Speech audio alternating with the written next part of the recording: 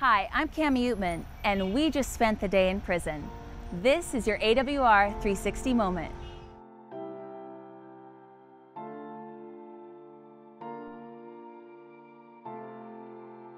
As the thief hung on the cross, he must have thought about his life, the choices he had made.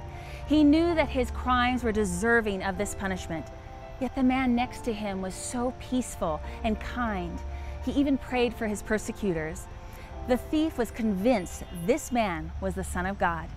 In his last act, he only asked to be remembered. Jesus assured the thief that he would be redeemed. From that moment on, he died with the hope of salvation.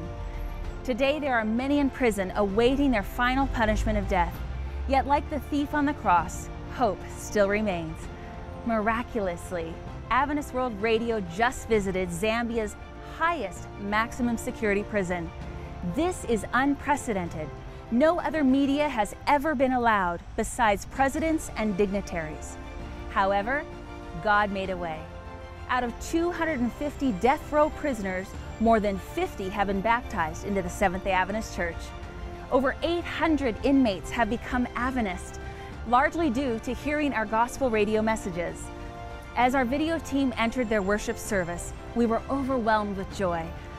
Only a portion of the inmates were attending that day, and their happy, smiling faces said it all. They have the hope of Jesus. This has been your AWR 360 moment.